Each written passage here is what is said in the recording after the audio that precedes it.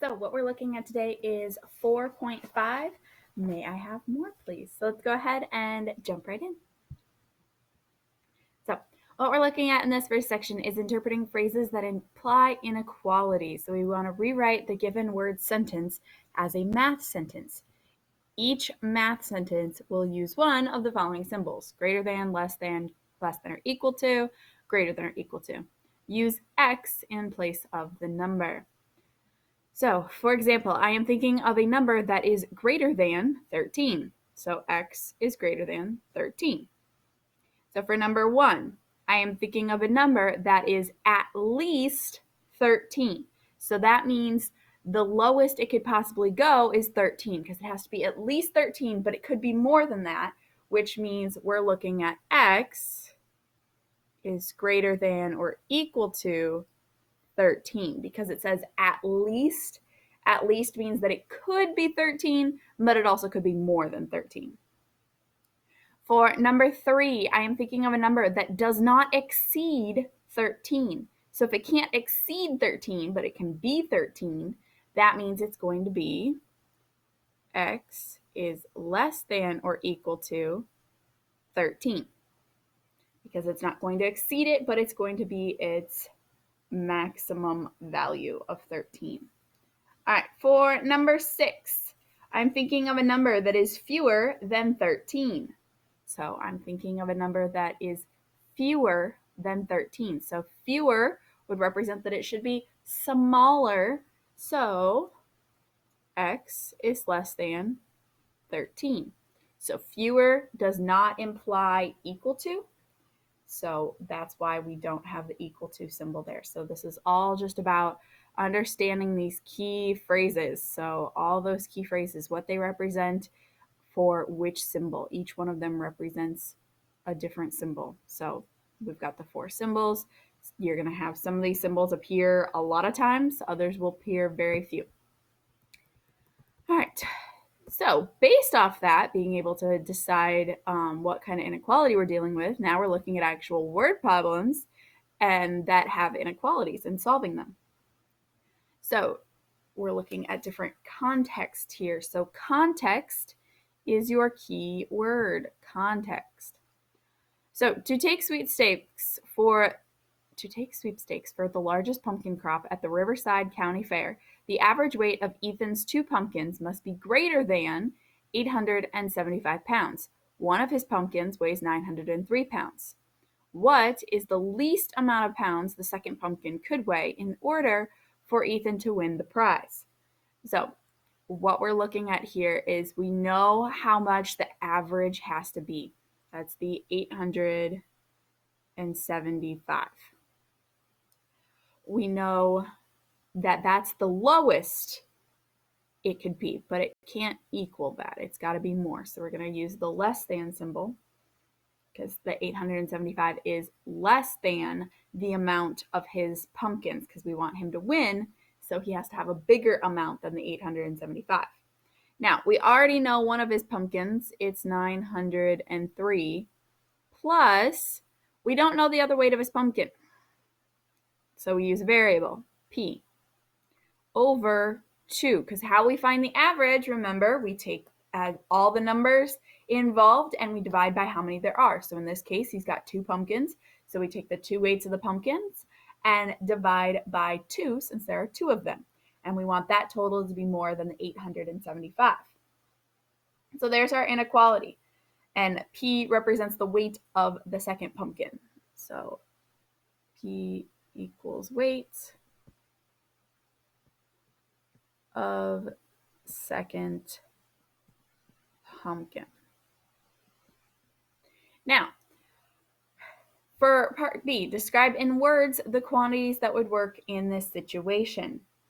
So first, we need to take and solve to understand what the solution actually is to this. So to get rid of the 2 in the denominator here, we need to multiply both sides by 2. So those cancel out. So we have 903 plus P is greater than, now 875 times 2 is 1,750. 950. Now we subtract the 903,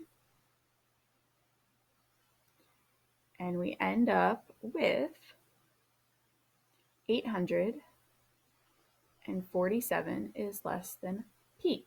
So that means his second pumpkin has to weigh more than 870 pounds. So pumpkin, I should say second pumpkin must weigh more than 847. That's using words to describe what this right here is saying. So because these are in a context, you have to be able to understand what these actually mean in terms of the context, not just that, oh, my answer is 847. What does that mean that your answer is P is greater than 847? That's what part B is looking at. Now, for C, it wants the answer in both interval and set notation. So for interval notation, we'd have 847 to infinity, because it can be anything greater than 847. And for set notation, we'd have x, when x is an element of the real number system, x is greater than 847. So there would be our second answer. So we've got both interval and set notation. All right, we're going to look at 13 next. So a cell phone company offers a plan that costs $35.99 and includes unlimited texting. Another company offers a plan that costs $19.99 and charges 25 cents per text. For what number of texts does the second company's plan cost more than the first company's plan? Write and solve an equation that models this situation. Be sure to define your variables. So I'm going to write it up above so we have plenty of space to solve. So we know one company costs the $35.99, and we know the other company is $19.99 plus, sorry, that's supposed to be a plus 0.25x for each text. So x represents number of texts. So x equals number text.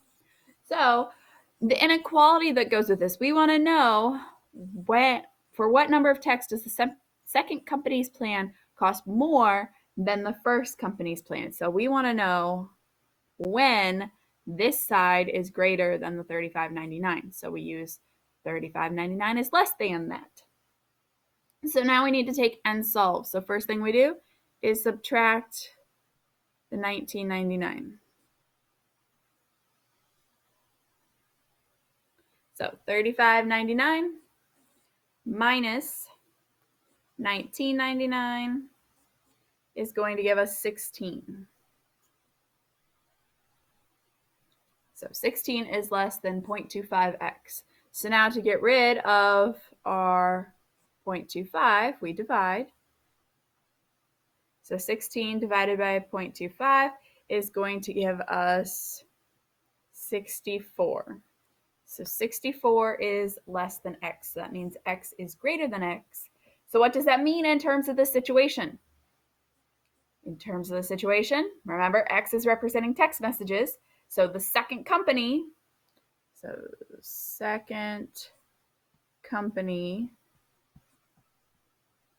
is more when there are more than 64 texts. More when there are more than 64 texts. So that's what this means in terms of the situation. Now, for our interval and set notation, interval, it's going to be the same interval, 64 to infinity, because we can have an infinite number of texts. So sometimes there will be a limit on it pending the situation, but in this case, we could have an unlimited number of text messages. And then our set notation, x, when x is an element of the real number system, actually not the real number system, sorry, the natural number system, because think about it, we can't have any decimals, we can't have partial text. We have to have all whole numbers and all positive. X is greater than 64. All right, the last section we're looking at here is solving each system of equations using substitution.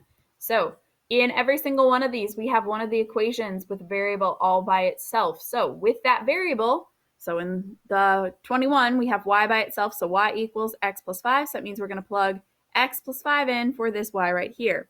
So we're going to have 2x plus x plus 5 equals negative 1. So 2x plus x gives us 3x plus 5 equals negative 1. We subtract the 5. So we have 3x equals negative 6. We divide by 3. So x equals negative 2. Remember, our answers go in an ordered pair. Now we need to find out what y is. So we go back to the equation where y equals x plus 5. So y equals negative 2 plus 5. Negative 2 plus 5 is 3. So our answer, that's supposed to be a 3, I apologize, is negative 2, 3. Remember, you always need to write your answer as an ordered pair, and you have to find both what x and y equal. So all you're doing is plugging in what one equation is into the other in place of the variable. So very crucial you understand how to substitute. All right, if you guys have any questions, feel free to ask. Have a great day, guys. Bye.